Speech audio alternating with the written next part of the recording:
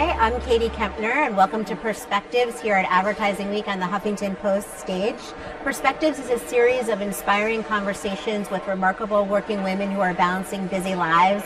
And right now, I am really honored to be talking to Rebecca Blumenstein, who is the Deputy Editor-in-Chief of the Wall Street Journal. Thank you so much for joining me. Thanks so much for having me. I'm happy to be here. Could we talk a little bit about your career and how you got to where you are right now? Sure. I was lucky or perhaps unlucky enough. I always wanted to be a reporter, and I, after college, worked at a paper in Florida, worked my way up, and eventually was at the Wall Street Journal. And I've been here really since 1995. I started out covering General Motors in Detroit, and kind of along the way was working myself up, and I had a family along the way, I must say. My first big intense assignment after I had a baby, he was only 4 months old, was a General Motors strike, and I was really not sure that it could work, and I could really balance really the demands of covering negotiations all night and feeding my son, and I got through that, and in the middle of it, they called me to take another job in New York, and I remember saying to the editor, "What are you talking about? How can I do that? You want me to cover the strike? How can I even think about making a life change?" But the paper consistently was very supportive of me and other women, and promoted me twice while I was on maternity leave. I'd say the biggest risk I probably took was I raised my hand to be the bureau chief in China when I had 3 children and was sent over there when they were 2, 4, and 7. And I think that is one of the best things I did, and one of the best things that women can do is to take a big gamble like that. And in a lot of ways, it was counterintuitive, but opened up a ton of opportunities for me. And in some respects, I got more help living abroad than I might have, and support than I might have had here. I mean, that's so remarkable, because I think a lot of times, women especially, men and women, but women especially, feel like maybe they can't go for that thing that they really, really want, right, because of their family or their personal obligations. So what goes through your mind to figure out how you do all that? Well, I wish I could say that it was a carefully choreographed plan. At the time, as I said, I had 3 kids. I was living in the suburbs, and a part of me was like, well, here we are.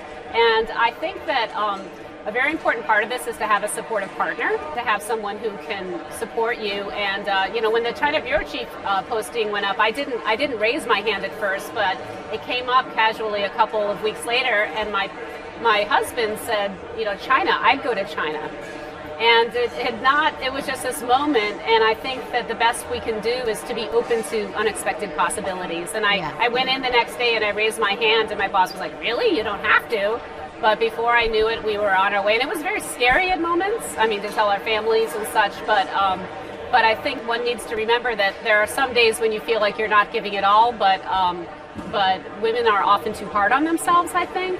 And 80% of you is in a way better than 110% of someone else. And we all need to figure out, especially in creative industries, pockets and moments when we can get our work done. Yeah. And as a manager now, when I see someone trying, when I see someone consistently doing good work, it doesn't matter hours logged. Sometimes it's hard to get up and leave the office early, but you have a good employee, that's worth its weight in gold. And on the flip side, you may not be there every second, but you're giving your children an amazing example of what a working, smart person can be, man or woman. And that's got to count for a lot. Well, I appreciate that. I mean, I think that, China, for example, was a much different place because I had the kids. And I definitely probably don't put the hours in that many moms do, but I'm very attached to my kids. I think that, sometimes people say to me, well, how do you do it and have 3 kids? I think, how could I do it and not have 3 kids? It's right. A forced balance.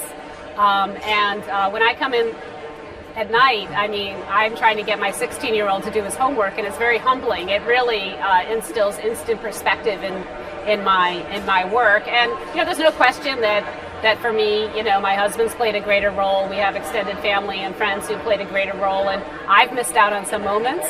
But I think that overall, it's been a very big positive for my family and for my children as well. You mentioned briefly when we were talking about and I've noticed this so much too, the intense pressure that's more and more now on this type of mothering, like this perfection mothering. Yes. How do you think that plays into younger women that are maybe, having kids or thinking about having kids, and what can they do about it? Right. I think it's become even harder to be a mom because now, you can only breastfeed, that, I understand that even store-bought baby food is out, and everything needs to be gluten-free and all organic, and geez, when I was raising young kids, I didn't even have to operate under those constraints. But I think that women need to be a bit more accepting of what I call a messy middle. Yeah. You may not have the best homemade cupcakes at your kid's second grade class, but believe me, just go to the store and buy them. It's not worth quitting your job over. And I'd also tell women to just hang on by your pinky. There are years where it's very physical. It's very hard when your kids are much younger. Yeah. But to not give it up, to hang in there. I mean, I can't tell you how many people I know now who, my kids are now older, who come up to me and say, how did you do it? I wish I had held on. I didn't realize how much I was giving up. And your kids get older, they get a little easier, and like I say, teenagers can be very challenging and need our time, obviously, yes, as well. But I think that women are sometimes hearing more of what society is saying, you can't do it, instead of you can do it. And there are so many women who are like in the messy middle of making it happen. And you know what? Your house might be messy too. You might have to accept that not everything is going to be perfect. But if you can do that, then I think there's just a world of opportunities available. As a manager, you said that for the people that work for you, you're able to maybe say, you don't have to do this right this second. What if somebody who's more starting out, do you think that they should be able to say to their bosses, like, I'll get that done, but I might get, if it's nothing that needs to be done right this second, I'll get it done in an hour? Or, do you think that people can create their own boundaries as they go through their careers? I think that people can definitely work with their managers, and if there's a time stop, if someone has to leave every day to pick up a child at daycare, if there's a family situation, I would be very open to a reporter saying, you know what, I can't, I'm having, obviously if there's huge news, you have to be in a position with backup to be able to jump in, but boy, if you need to burn the midnight oil a little bit, or come in early, or work on the weekend, and you deliver a story that's in good shape, or an interactive or a video or whatever it is, we don't really care when you do it, as long as you do it. One of my old editors used to say that working women were his best employees. And that's very counterintuitive, because a lot of young women think once they have kids, they kind of stop thinking, they're not good anymore. But actually, you think about that, we're all deadline-oriented people. I think instead of this prevalent feeling of like, well, working moms are inferior, actually, working moms are very organized beings, and so are working parents, by the way. Many men are playing a much greater role in parenting, which I think is a great new development that should address some of the perfection issues. But I think that this should be much more of like, what can you do, instead of, oh, you can't do that anymore, you've had a kid, so you're just out of the equation. And what do you say to a lot of working women that I talk to? They say, well, I just always feel guilt. I feel guilt if I'm at work because I should be home. I feel guilt if I'm at home because I should be at work. Do you feel that? Or if you don't feel that, how do you not? I mean, of course I have moments, but I think, and my friends say I compartmentalize well. I tend to be present where I am. I don't think it does much good to be somewhere and wish that you were somewhere else. Yeah. I think that it's something we all work on, but I think that you do need to accept that there will be other people giving your kids guidance and love and attention, and that's one of the best things in the world. If you happen to have a partner who's male, there's been study after study that's shown that having positive role models who are men in young kids' life is a great thing, and I feel that I've left my husband a lot of space to do that, and it's benefited our children.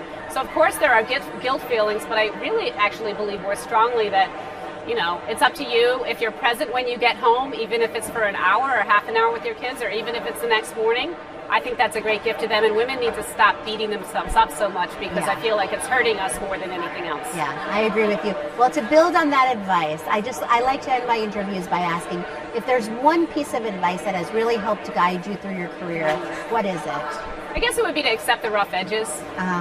That, not everything is perfect and tied with a bow. And also what the editor said to me a while ago, like, working women are, the best employees. So don't think that you're somehow inferior. I think more than ever, companies have realized that, long term, it doesn't make any sense to have people quit and, drop out of the workforce. And if your company's made an investment in you, just, the sky's the limit. And, obviously do the work hard, but And if you accept the rough edges, I think that there's many more opportunities than one might realize.